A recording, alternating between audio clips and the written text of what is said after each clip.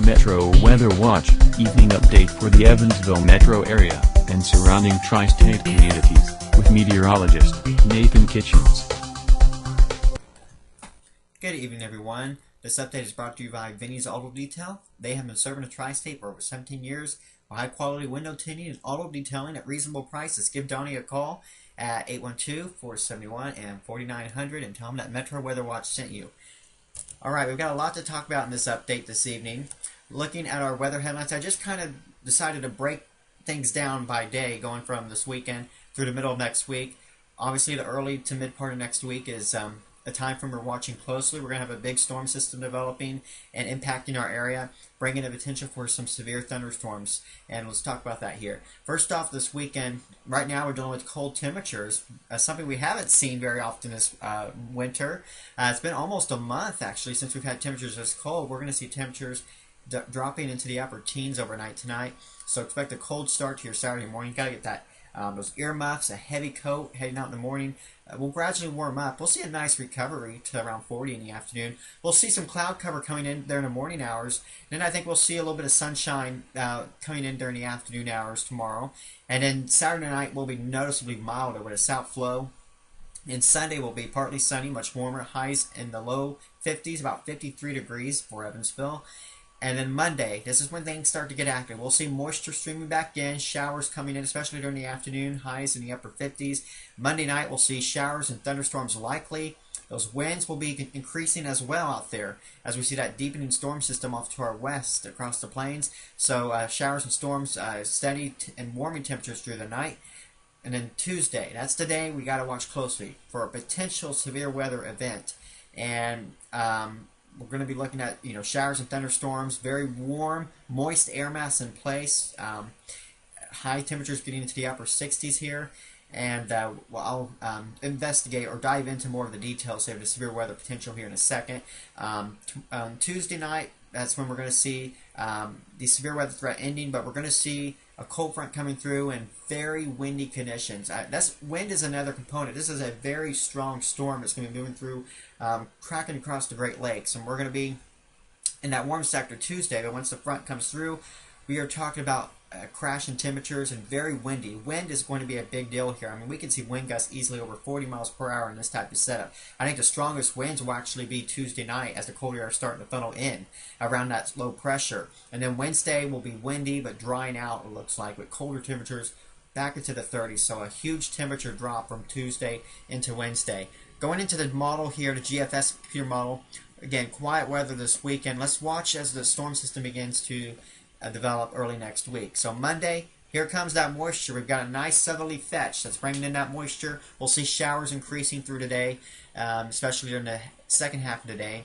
And the showers just continue to blossom Monday night. There's our storm out here. All right, at Monday evening, or excuse me, Monday night, it's a 994 millibar low pressure there, just off in Nebraska, and going through Monday night and a Tuesday morning. Look how low pressure just continues to strengthen, moving into the Quad Cities area of northwest Illinois and eastern Iowa by Tuesday at 6 a.m. We have windy conditions here with showers across the area, maybe a couple of rumbles of thunder.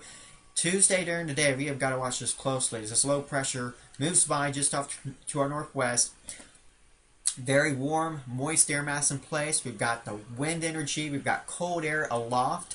So we've got everything in place that we need really for severe weather. Now the big question on Tuesday right now that we have is how much instability will be in play.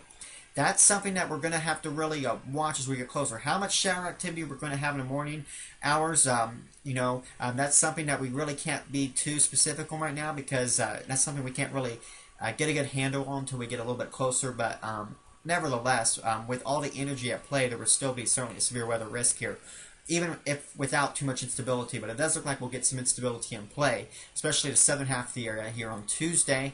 And then the cold front will come through at some point Tuesday night and Wednesday. That's when the colder air funnels in. You see the blue on the map, but we'll dry out so quickly here that most of that will be off to our northeast. We might see a couple flakes of snow. And then windy and drying out Wednesday. Maybe a weak disturbance bringing a little bit of light snow on Thursday. But let's go more into the details here of our severe weather chances on Tuesday. This is looking at the bulk shear here from the surface to 500 millibars. We're plenty of wind energy here in play. I mean, the wind energy Tuesday is really going to be off the charts. Bulk shear here about 50, 55 knots, especially strongest over the southern half of the area. And then you look at the directional shear. This is important for looking at how much spin, how much helicity we're producing in the atmosphere to produce. That's what can enhance the tornado potential. So we have looking at the shear, directional shear, and then overlaying with the surface-based CAPE on this map. This is an interesting map. Comparing from the surface to the mid-levels, you can see that that turning in the atmosphere and that backing at the surface. We have enough spin here that will certainly aid in the potential for tornadoes when you combine that with all the wind energy we're going to be seeing. And of course, let me look. It's always interesting to look at the computer models, what they're showing as far as the atmosphere characteristics on Tuesday.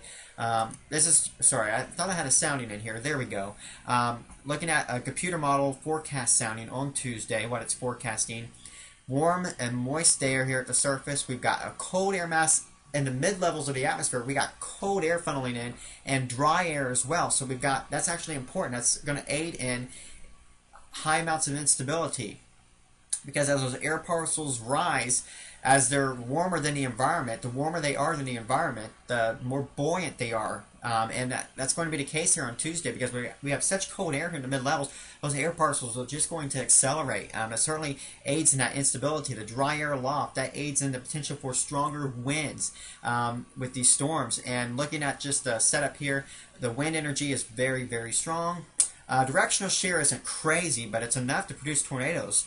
And while nothing's set in stone by any means, this is just a setup, as we've been talking about, that we're going to have to keep a close eye on over the coming days.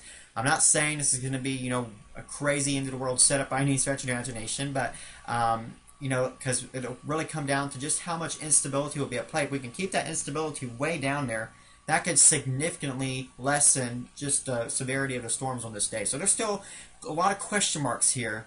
Nothing is set in stone as far as the severity of these storms. While we have increasing confidence of a potential severe weather situation, we're not going to try to hype it or anything like that. We're just trying to give you the data that we have available to us right now. And just stay tuned over the coming days as we keep you updated as we get closer. Looking at our forecast over the next 7 days, again, nice this weekend. Enjoy it because of the active weather early next week. And then return much colder by midweek and maybe a light snow chance as we go into Thursday of next week. So here's again, you're looking at your weather headlines. If you wanted to look at that one more time, that'll do it for this update. And just keep it here to Metro Weather Watch as we go through the weekend. We'll keep you updated looking at the latest data. Hopefully we can see some good trends in the data that regarding the severe weather chances, but we do want to make sure you're aware that there could be severe thunderstorms in our region on Tuesday. Thank you all for watching. Keep it here for more updates. Have a good night.